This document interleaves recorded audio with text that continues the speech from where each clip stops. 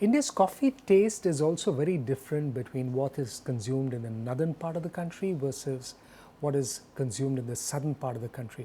Now, how does Georgia ensure that the taste it delivers is consistent and meets the need of both of these kind of consumers?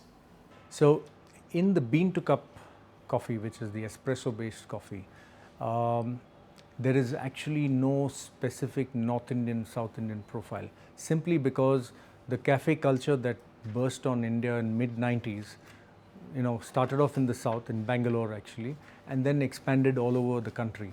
So when the cafes make their coffee, they also have a uniform taste pretty much across the country.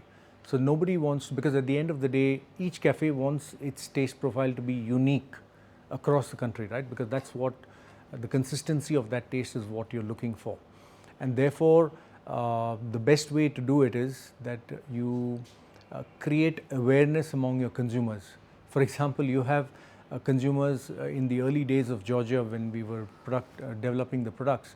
I used to particularly go and sit in different cafes, right? And there were a couple of them around that brands at that time.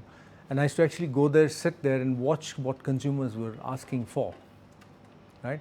People didn't know what Americano was, what espresso was. India exports quite a bit of coffee that it produces. Which are some of the bigger markets? And I understand Japan and maybe even in Italy does consume some of the Indian varieties of coffee. Italians like this coffee and pay a premium for it simply because it works well in an espresso.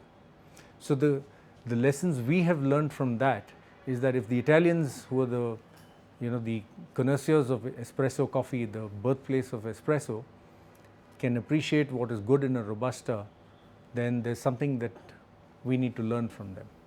Now, when it comes to Japan, there are coffees. Japan is not specific about one particular type of coffee. They buy a lot of washed Arabica, but Indian coffees work very well in many international blends not because they have a unique character or something that is like an Ethiopia wow factor, but it is very neutral, moderate acidity and has a medium body and is not disruptive in a blend. It goes very well as a blend, and therefore people like to buy Indian coffees. What difference does an average vending machine make to the taste of coffee that we have in our offices or at whichever place or a restaurant that we go to? Now, in the Georgia taste, we have tried among all these things to actually try and give the closest to what we think is the representation to the South Indian filter coffee, which a lot of people in the north have tasted also, or rest of India, and appreciate. But it's just that it's a cumbersome process of making it. We thought that the blend that we created would not only be international in some sense, but also trigger the senses of those people who are familiar with South Indian filter coffee. So we try to bring a blend of the two. Thank you so much, Deepak, for taking out the time for us.